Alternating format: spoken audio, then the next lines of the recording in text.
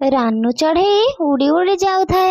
ସେ ଦେଖିଲା ସେଠି ତିନୋଟି ଛୋଟ ଛୋଟ ଗଛ ପାଣି ଅଭାବରୁ ଶୁଖି ଯାଇଛନ୍ତି। ଆରେ ଏ ଛୋଟ ଛୋଟ ଗଛ ତ ପାଣି ନ ପାଇ ଶୁଖି ଯାଇଛନ୍ତି।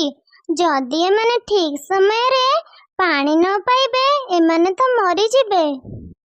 ଏମିତି ଭାବି ରାନୁ ସାଙ୍ଗେ ସାଙ୍ଗେ ପାଣି ଆଣି ସେ ତିନୋଟି ଗଛରେ ପାଣି ଦେଲା।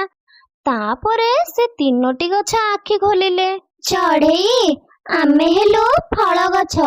ତୁ ଯଦି ଆମକୁ ଠିକ ଟାଇମରେ ପାଣି ଦେଉ ତାହେଲେ ଆମେ ତତେ ସବୁଦିନ ଫଳ ଖାଇବାକୁ ଦେବୁ। ତୁମେ ଚିନ୍ତା କରନି, ମୁଁ ତୁମମାନଙ୍କୁ ସବୁଦିନ ପାଣି ଦେବି। ଏମିତି କଲେ ମତେ ବି ଭଲ ଲାଗିବ। ମାମା, ଆଜି ତ ବହୁତ ଗରମ ହେଉଛି। ମତେ ଭାରି ଶୋଷ ଲାଗୁଛି। ମୁଁ ଏବେ ପାଣି ପିଇଥିଲି, ମତେ ପୁଣି ଶୋଷ ଲାଗିଲାଣି। ହଁ ତ ମିକି, ଆଜି ଭାରି ଗରମ ହେଉଛି। ସେ କୁନି କୁନି ଗଛକୁ ମଧ୍ୟ ବହୁତ ଶୋଷ କରୁଥିଲା। ମୁଁ ଯାଏ ତାଙ୍କୁ ପାଣି ଦେବି। ଏମିତି କହି ରାନୁ ମାଠିଆ ନେଇ ନଦୀ ପାଖକୁ ଗଲା। ହେଲେ ସେ ନଦୀ ପାଖରେ ରାମୁ ଓ ଗୋରିକାଉକୁ ଦେଖିଲା। ଆଲୋ ରାନୁ, ତୁ ପା ଏବେ ପାଣି ଆଣିବାକୁ ଯାଇଥିଲୁ। କଣ ତତେ ପୁଣି ଶୋଷ ଲାଗିଲାଣି କି? ଗୋରି ଭଉଣୀ, ମୁଁ ତ ଏ ପାଣି ମୋ ଗଛ ମାନଙ୍କ ପାଇଁ ନବାକୁ ଆସିଛି। ଆଲୋ ରାନୁ ଚଢ଼େଇ, ତୁ ତ ଗଛ ସାଙ୍ଗ ମାନଙ୍କ ସହ ଆମକୁ ଟିକେ ଦେଖା କରେଇ ଦଉନୁ। ହଁ ହଁ ରାମୁ ଭାଇ, ତୁମେ ମାନେ ମୋ ସହ ଆସ। ମୁଁ ମୋ ସାଙ୍ଗ ମାନଙ୍କ ସହ ତୁମମାନଙ୍କୁ ଦେଖା କରେଇ ଦେବି।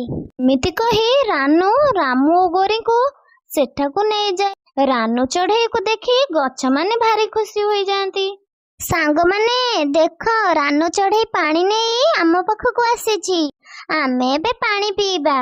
ଗଛମାନେ ଏଇ ଦେଖ, ମୁଁ ଆଜି ମୋ ପଡ଼ୋଶୀ ରାମୁ ଓ ଗୋରିଙ୍କୁ ତୁମମାନଙ୍କ ସହ ଦେଖା କରେଇବାକୁ ଆଣିଛି।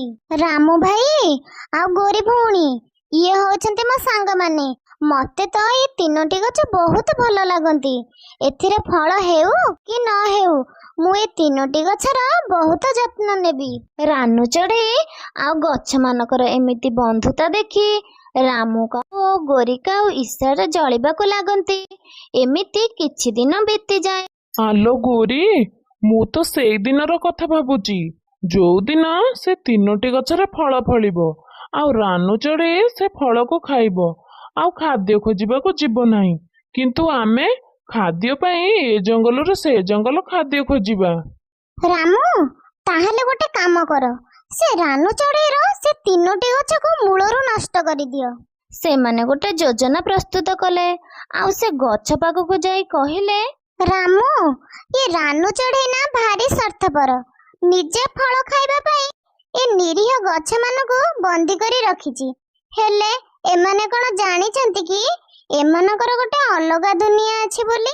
ସେହି ଛୋଟ ତିନୋଟି ଗଛ କାଉମାନଙ୍କର କଥାବାର୍ତ୍ତା ଶୁଣୁଥିଲେ। କାଉ, ଆମ ମାନଙ୍କର କଣ ସତରେ ଅଲଗା ଦୁନିଆ ଅଛି? ହଁ ହଁ, ସେପଟ ଜଙ୍ଗଲରେ ତୁମ ମାନଙ୍କର ଅଲଗା ଦୁନିଆ ଅଛି। କାଉ, ତୁମେ କଣ ଆମ ଦୁନିଆକୁ ଆମକୁ ନେଇଯିବ? ହଉ ହଉ, ତୁମେ ମାନେ ଯଦି କହୁଛ, ଆମେ ତମକୁ ତାହେଲେ ତମର ଦୁନିଆକୁ ନେଇଯିବୁ। ସାଙ୍ଗମାନେ, ଏ କାଉ ମାନଙ୍କ କଥାରେ ମୋର କାଇଁ ଭରସା ଆସୁନି। ଏମାନେ ଦୁଇ ଜଣ ମିଛ କଥା କହୁଛନ୍ତି। ରାନୁ ଚଢ଼େଇ ଆଗ ଆସୁ, ତାପରେ ଆମେ କିଛି ନିଷ୍ପତ୍ତି ନେବା। ସେ ରାନୁ ଚଢ଼େଇ ତ ଭାରି ସ୍ୱାର୍ଥପର।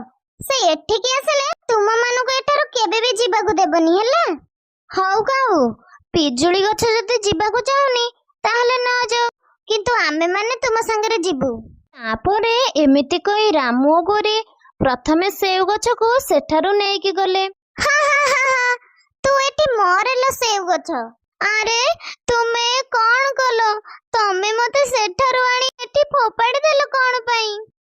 ଆରେ ମୂର୍ଖ ଗଛ, ତୁ କଣ ଜାଣିପାରୁନୁ କି ସେ ରାନୁ ଚଢ଼େଇ ବିନା ପରିଶ୍ରମ କରି ଫଳ ଖାଇବ ଆଉ ଆମେ ମାନେ ପରିଶ୍ରମ କରି ଫଳ ଖାଇବୁ? ଏଇଟା କେବେ ବି ହବନି। ସେଥିପାଇଁ ତ ମୁଁ ତତେ ଉପାଡ଼ିକି ଫୋପାଡ଼ି ଦେଇଛି। ସେଉଠୁ ରାମୁ ଓ ଗୋରି ପୁଣି ଆମ୍ବ ଗଛକୁ ସେଠାରୁ ଆଣି ସେଉ ଗଛ ପାଖରେ ଫୋପାଡ଼ି ଦିଅନ୍ତି। ସେ ପିଜୁଳି ଗଛ ଏ କାଉ ମାନଙ୍କର କଥା ନ ଶୁଣି ଭଲ କରିଛି, ନହେଲେ ତ ସିଏ ବି ଆମ ଭଳି ମରି ଯାଇଥାନ୍ତା। ତାପରେ ରାନୁ ଚଢ଼େଇ ସେଠାକୁ ଆସିଲା ଆଉ ସେଠାରେ ଆମ୍ବ ଗଛ ଆଉ ସେଉ ଗଛକୁ ନ ପାଇ ପିଜୁଳି ଗଛକୁ ପଚାରିଲା। ପିଜୁଳି ଗଛଟି ରାନୁ ଚଢ଼େଇକୁ ସବୁ କଥା କହିଲା। ରାନୁ ଚଢ଼େଇ ଖୋଜି ଖୋଜି ସେଠାରେ ପହଞ୍ଚି ପୁଣି ପିଜୁଳି ଗଛ ପାଖରେ ଆମ୍ବ ଗଛ ଆଉ ସେଉ ଗଛ ଲଗାଇଦେଲା। ରାନୁ ଚଢ଼େଇ, ତୁ ଆମକୁ କ୍ଷମା କରିଦେ। ଆମେ ମାନଙ୍କର ଭୁଲ ହୋଇଯାଇଛି। ଆମେ ସେ ଦୁଷ୍ଟ କାଉ ମାନଙ୍କର କଥାରେ ପଡ଼ି ଏମିତି ଭୁଲ କରିଦେଇଛୁ। ସେଉଠୁ କିଛି ଦିନ ପରେ ସେ ଗଛରେ ଫଳ ଫଳିଲା ଆଉ ରାନୁ ଚଢ଼େଇ ଫଳ ଖାଇଲା। ରାନୁ ଚଢ଼େଇ, ତୁ ତ ଗଛରୁ ଆମକୁ କିଛି ଫଳ ଖାଇବାକୁ ଦେ। ଆମେ ମାନେ ବହୁତ ଭୋକିଲା ଅଛୁ। କଣ ପାଇଁ ମୁଁ ତୁମକୁ ଫଳ ଖାଇବାକୁ ଦେବି? ଦୁଷ୍ଟ କାଉ, ମୂର୍ଖ କାଉ, ତୁମେ ଦୁଇ ଜଣ ମିଶି ମୋ ଗଛକୁ ମାରିଦେବ ବୋଲି ଭାବିଥିଲ ନା? ଏମିତି କହି ରାନୁ ଚଢ଼େଇ ରାମୁ ଓ ଗୋରିକୁ ଅପମାନ ଦେଇ ସେଠାରୁ ଛାଡ଼ିଦେଲା। ଜୟ ଜଗନ୍ନାଥ ସାଙ୍ଗମାନେ। ଯଦି ଆପଣମାନଙ୍କୁ ଆମ ଗପଟି ଭଲ ଲାଗୁଛି ତାହେଲେ ଆମ ଚ୍ୟାନେଲକୁ ସବସ୍କ୍ରାଇବ କରନ୍ତୁ ଆଉ କମେଣ୍ଟରେ ଜଣାନ୍ତୁ ଗପଟି ଆପଣମାନଙ୍କୁ କେମିତି ଲାଗିଲା। ରହୁଛି, ଧନ୍ୟବାଦ।